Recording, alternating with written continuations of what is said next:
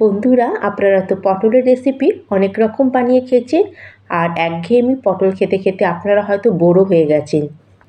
তাই আজকে আমি একদমই একটা পটলের নতুন ধরনের রেসিপি আপনাদের সাথে শেয়ার করব। হাই হ্যালো নমস্কার বন্ধুরা, আমার চ্যানেলে নতুন একটা রেসিপি দেখার জন্য আপনাদের অনেক অনেক স্বাগত। তাহলে চলুন বন্ধুরা, শুরু করা যাক। আর আজকের এই রেসিপির জন্য আমি এখানে নিয়ে নিয়েছি 4টে বড় সাইজের পটল। আর এখন আমাদের পটলের খোলাগুলোকে ঠিক এইভাবে একটু ছাড়িয়ে নিতে হবে। আর যদি একটু আধটু পটলের গায়ে খোসা লেগেও থাকে তাতেও কোনো অসুবিধা নেই। আর খোসাটা ছাড়ানো হয়ে গেলে বোটার দিকে যে অংশটা আছে সেটাকে আমাদের কেটে একটু বাদ দিয়ে দিতে হবে। আর আরেক দিক থেকে আমরা কিছুটা অংশ এভাবে চাকু দিয়ে একটা কেটে নেব। আর এই দিক থেকে কিন্তু আমরা ভেতরের অংশটাকে বাইরে বার করে নেব। আর এই ভেতরের অংশটাকে সহজে বার করার জন্য এখানে আমাদের লাগবে একটা এরকম চামচ। আর পটলের মধ্যে চামচের পেঁচের অংশটা দিয়ে আমরা খুব ইজিলি পটলের ভেতরে যে বীজগুলো আছে সেগুলো আমরা বাইরে বার করে নিতে পারবো। আর দেখতেই পাচ্ছেন বন্ধুরা, কত ইজিলি আমাদের চামচের বার দিয়ে পুরো আমাদের পটলের ভেতরের অংশগুলো বাইরে বেরিয়ে আসছে। আর এখানে দেখুন বন্ধুরা, পুর ভরার জন্য আমাদের পটলের ভেতরের অংশটা একদম রেডি। আর একই রকমভাবে আমি পটলের সব ভেতরের বীজগুলো বার করে প্রথমে এইভাবে আমি এগুলোকে রেডি করে নেব। আর এখানে আমাদের সব পটলগুলো করা হয়ে গেল। আর এখানে যে পটলের যে ভেতরের অংশটা বেঁচে রইলো সেটাকে কিন্তু আমরা একদমই ফেলবো না। আর পুর তৈরি করার জন্য এটা আমরা ব্যবহার করব। তার জন্য এটাকে আমাদের নিয়ে নিতে হবে একটা মিক্সিং জারের মধ্যে। আর মিক্সিং জারের মধ্যে পুরো পটলের দানাগুলো দিয়ে এখন এটাকে আমরা একটা পেস্ট বানিয়ে নিয়ে চলে আসব। আর এই পেস্টটা তৈরি করার সময় কিন্তু আমরা কোনো রকম এর মধ্যে জলের ব্যবহার করব না। আর এই দেখুন বন্ধুরা, খুব সুন্দর এখানে একটা পেস্ট আমার রেডি হয়ে গেছে। আর আজকের এই পটলের ভেতরে যে আলুর পুরটা তৈরি করব তার জন্য আমাদের একটা স্পেশাল মশলা আগে তৈরি করে নিতে হবে। তার জন্য গ্যাসে একটা কড়াই বসিয়ে তাতে আমি 3-4খানা মতো শুকনো লঙ্কা নিয়ে নিয়েছি। শুকনো লঙ্কাটা কয়েক সেকেন্ডের জন্য প্রথমে আমরা একটু হালকা নেড়ে চেড়ে নেবো। আর যখন লঙ্কাটা একটু ভাজা হয়ে যাবে তখন আমরা এর মধ্যে দিয়ে দেবো 2 চামচ মতো গোটা জিরে আর 2 চামচ মতো গোটা ধনে। আর এখন আমাদের গোটা জিরে আর গোটা ধনেটাকেও শুকনো লঙ্কার সাথে কিছুক্ষণ একটু নেড়ে চেড়ে নিতে হবে, যতক্ষণ না এটা একটু হালকা কালার চেঞ্জ হয়। আর জিরে আর ধনেটা হালকা যখন ভাজা হয়ে যাবে তখন আমরা এর মধ্যে প্রায় 1 চামচ মতো অ্যাড করে দেবো একটু কসুরি মেথি। আর এই কসুরি মেথিটা কিন্তু আমাদের সবার শেষে দিতে হবে। আর জিরে আর ধনেটা ভাজার সময় যদি আমরা কসুরি মেথিটা দিই তাহলে কিন্তু এটা পুরো লাল হয়ে যাবে। আর সব কিছু আমাদের ভালো মতো ভাজা হয়ে গেছে। আর এখন আমি গ্যাসটাকে অফ করে এখন আমাদের এই ভাজা মশলাটাকে একটা প্লেটের মধ্যে ঢেলে নেবো। যখন এটা ঠান্ডা হয়ে যাবে তখন এটা মিক্সিং জারে দিয়ে এটাকে আমি একটু আধ ভাঙা করে গুঁড়ো করে নেবো। আর এখন আমাদের মশলাটা ভাজা হয়ে গেলে সেম কড়াইয়ের মধ্যে আমি অ্যাড করে দিলাম 1 মুঠো মতো চিনেবাদাম। আর এই বাদামটাকে আমরা আলুর পুরের মধ্যে ব্যবহার করব। আর বাদামটাকে এখানে একটু আমাদের লাল করে ভেজে নিতে হবে। আর এখানে দেখুন বন্ধুরা, বাদামটাকেও আমি লাল করে ভেজে নিয়েছি। এখন এটাকে আমি একটা বাটির মধ্যে নামিয়ে নেব। আর যখন এটা ঠান্ডা হয়ে যাবে তখন এটা খোসা ছাড়িয়ে এটাকে একটু আধ ভাঙা করে বাদামটাকে ভেঙে নেব। আর এখন আমরা পটলগুলোকে ভেজে নেব। তার জন্য গ্যাসে আমি কিছুটা পরিমাণে সাদা তেল দিয়ে দিলাম। আর তেলটা যখন ভালো মতো গরম হয়ে যাবে তখন আমাদের তেলের মধ্যে এক এক করে আমরা আমাদের কেটে রাখা পটলগুলোকে দিয়ে দেবো। আর পটলগুলোকে এখন তেলের মধ্যে দেওয়ার পরে এখন এইগুলোকে আমরা একটু নাড়াচাড়া করে ভেজে নেব। আর পটলগুলোকে ভাজার সময় আমি উপর থেকে সামান্য একটু নুন দিয়ে দিলাম যাতে পটলগুলো ভালো মতো একটু সেদ্ধ হয়ে যায়। আর নুন দিয়ে পটলগুলোকে একটু নাড়াচাড়া করে এখন আমরা এটাকে কভার করে দেবো যাতে পটলটা খুব ভালো মতো সেদ্ধ হয়ে যায়। আর এই সময় কিন্তু গ্যাসের ফ্লেমটাকে আমাদের একদম মিডিয়ামে রাখতে হবে। আর প্রায় 1.5 মিনিট মতো হয়ে গেছে। আবার কভারটা সরিয়ে এগুলোকে একটু আমরা উল্টে পাল্টে দেবো যাতে কোনো দিকটা পুড়ে না যায় আর সুন্দরভাবে চারিদিকটা আমাদের ভাজা হয়ে যায়। আর আবার আমরা ঢাকনা সরিয়ে এগুলোকে একটু উল্টে পাল্টে দেবো। আর প্রায় 3 থেকে 4 মিনিট এটাকে আমরা কভার করে ভাজবো। আর 3-4 মিনিট পরে এটাকে আর আমাদের কভার করে ভাজার দরকার নেই। আর এখন আমরা এগুলোকে এইভাবে নাড়াচাড়া করে একদম লাল কালার হওয়া পর্যন্ত এগুলোকে আমাদের ভেজে নিতে হবে। আর এইভাবে কিন্তু যদি আমরা করি তাহলে কিন্তু পটলটা ভালো মতো ভেতর থেকেও কুক হয়ে যায় আর কিন্তু আমাদের রেসিপিটা খুব সুন্দর তৈরি হয়। আর এখানে দেখুন বন্ধুরা, পটলগুলোকে আমি সুন্দর একদম লালচে করে ভেজে নিয়েছি। আর এর থেকে বেশি এগুলো ভাজার দরকার নেই। এখন আমরা এগুলোকে একটা প্লেটের মধ্যে বার করে নেব। আর এখানে পটলগুলো ভাজার পরে যেটুকুনি তেল বেঁচেছিল কড়াইতে সেই তেলটা কিন্তু পটলের জন্য পুর তৈরি করতে একটু আমার বেশি মনে হচ্ছিল, সেই জন্য এখানে আমি তেলটাকে একটু কম করে দিলাম। আর তেলটা তো এখানে গরম আছে, গরম তেলের মধ্যে আমি দিয়ে দিলাম হাফ চামচ থেকেও কম একটু গোটা জিরে আর সামান্য 1 চুটকি মতো একটু হিং অ্যাড করে দিলাম। আর তার সাথে এখানে আমি দিয়ে দিলাম 1 ইঞ্চি আদা, যেটাকে আমি একটু গ্রেট করে এর মধ্যে অ্যাড করেছি। আর আদাটা দেওয়ার পরে এখন আমরা তেলের মধ্যে সব কিছুকে একটু নাড়াচাড়া করে নেব। এটাকে কিন্তু বেশিক্ষণ নাড়াচাড়া করার দরকার নেই, কয়েক সেকেন্ডে একটু নাড়াচাড়া করেই আমরা মিক্সিং জারের মধ্যে যে পটলের দানাগুলো দিয়ে পেস্টটা তৈরি করে রেখেছিলাম সেটা পুরো তেলের মধ্যে অ্যাড করে দেবো।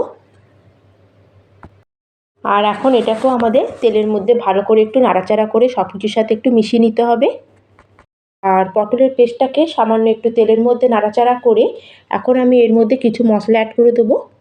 সুন্দর কালারের জন্য এখানে দিয়ে দিলাম আমি হাফ চামচ মতো হলুদের গুঁড়ো আর হাফ চামচ মতো দিয়ে দিলাম এখানে কাশ্মীরি লঙ্কার গুঁড়ো। আর তার সাথে এখানে অ্যাড করে দিলাম আমি স্বাদ অনুযায়ী নুন। যেহেতু আমি নিরামিষভাবে পুরটা তৈরি করছি সেজন্য এখানে আমি খালি আদারই ব্যবহার করেছি। আপনারা যদি পেঁয়াজ রসুন খান তাহলে এখানে আপনারা পেঁয়াজ রসুনের ব্যবহার করতে পারেন। আর এখানে আমরা সব মশলাগুলোকে এখন ভালো করে পটলের পেস্টের সাথে একটু কষিয়ে নেব। আর হলুদ আর লঙ্কা গুঁড়ো অ্যাড করার সময় বন্ধুরা গ্যাসের ফ্লেমটা লোতে রাখবেন, নাহলে কিন্তু মশলাগুলো তেলের মধ্যে পুড়ে যেতে পারে। আর এখানে আমি মশলাটাকে খুব ভালো মতো তেলের মধ্যে একটু কষিয়ে নিয়েছি। আর মশলাটা কষানো হয়ে গেলে এখন আমি এর মধ্যে অ্যাড করে দেবো সেদ্ধ করে রাখা আলু। আর দুখানা মিডিয়াম সাইজের আলুকে এখানে আমি সেদ্ধ করে খোসা ছাড়িয়ে রেখেছিলাম। আর আলুটাকে এভাবে হাত দিয়ে ম্যাশ করে আমি এর মধ্যে অ্যাড করে দিলাম। আর আলুটা অ্যাড করলে আমাদের পুরের মধ্যে খুব সুন্দর একটা বাইন্ডিং আসবে। আর এখন সব মশলার সাথে আমাদের আলুটাকেও একটু ভালো করে মিশিয়ে নিতে হবে।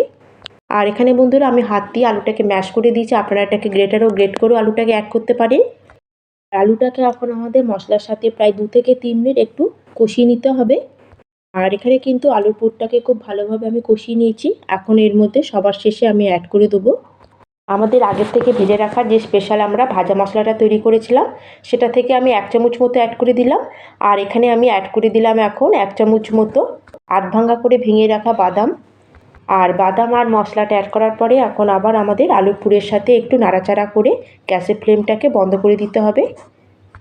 তাহলে বন্ধুরা এখানে কিন্তু আমাদের আলুর পুরটা একদম রেডি হয়ে গেছে। এখন এটাকে নামিয়ে একটা প্লেটের মধ্যে পুরটাকে আমরা ঢেলে ঠান্ডা করে নেব।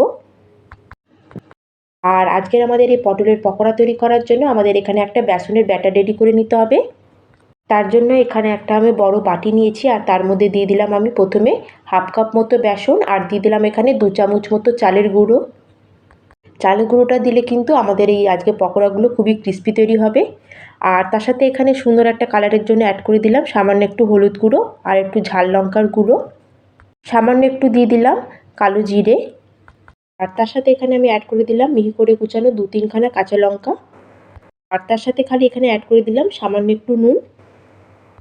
আর সব কিছু এখানে আমরা অল্প পরিমাণে অ্যাড করেছি। এখন আমাদের শুকনো উপকরণগুলোকে প্রথমে একটু মিশিয়ে নিতে হবে। আর এখন আমাদের এখানে একটা মিডিয়াম থিকনেসের ব্যাটার রেডি করতে হবে। তার জন্য এখানে আমি অল্প অল্প করে জল অ্যাড করব আর বেসনের মধ্যে এটাকে মিক্স করতে থাকবো। আর বন্ধুরা এখানে কিন্তু একসাথে বেশি জল দিয়ে দেবেন না, অল্প অল্প করেই দেবেন আর এটার সাথে মিক্স করতে থাকবেন। একসাথে যদি আমরা বেশি জল অ্যাড করে দিই তাহলে কিন্তু আমাদের বেসনের মধ্যে একটা ডেলা ভাব চলে আসে, তখন কিন্তু আমাদের পটলের পকোড়াগুলো একদম পারফেক্ট তৈরি হবে না। আর বন্ধুরা এখানে আপনারা চালের গুঁড়োটা অবশ্যই অ্যাড করবেন, তাহলে কিন্তু আমাদের পকোড়াগুলো খুবই ক্রিস্পি তৈরি হবে। আমরা যেরকম সাধারণত বেগুনি বানানোর জন্য যেরকম ব্যাটারটা রেডি করি ঠিক সেরকমই আমাদের এখানে ব্যাটারটা রেডি করে নিতে হবে। আর এখানে কিন্তু আমাদের বেসনের ব্যাটারটাকে কিছুক্ষণ সময় ধরে ভালো করে কিন্তু ফাটিয়ে নিতে হবে। যত ভালোভাবে এটা ফাটানো হবে তত কিন্তু সুন্দর ক্রিস্পি আমাদের পকোড়াগুলো তৈরি হবে। আর এখানে দেখুন বন্ধুরা আমাদের ব্যাটারটা ফাইনালি রেডি হয়ে গেছে। ব্যাটারের কনসিস্টেন্সিটা ঠিক এরকমই আমাদের রাখতে হবে। আর এখন আমরা ব্যাটারটাকে সাইডে রেখে দেবো। আর এখন আমাদের পটলের মধ্যে আলুর পুরটা আমাদের ভরে নিতে হবে। তার জন্য এখানে আমি পটল আর আলুর পুরটা নিয়ে নিয়েছি। আর এখন আমরা আলুর পুরটাকে এভাবে একটু হাতে করে একটু লম্বা মতো করে নিয়েছি। আর এখন আমরা আলুর পুরটাকে পুরো আমাদের পটলের ভেতরে এটাকে ঢুকিয়ে দিতে হবে। আর এটা করতে কিন্তু কোনো অসুবিধা হয় না বন্ধুরা, খুব সুন্দর আলুর পুরটা ভেতরে ঢুকে যাবে আর একদম আমাদের ভর্তি করে পুরটা এর মধ্যে দিয়ে দিতে হবে। আর আলুর পুরটাকে পুরো ভর্তি করে দিয়ে এখন আমাদের ভালো করে এখানে মুখটাকে এভাবে একটু চেপে দিতে হবে। আর এইভাবে প্রত্যেকটা পটলের মধ্যে কিন্তু আমি আলুর পুরটাকে ভরে দেবো। আর বন্ধুরা আজকে যদি রেসিপি দেখতে দেখতে আপনারা এতদূর চলে এসে থাকেন তাহলে অবশ্যই কিন্তু একটা লাইক করে দেবেন।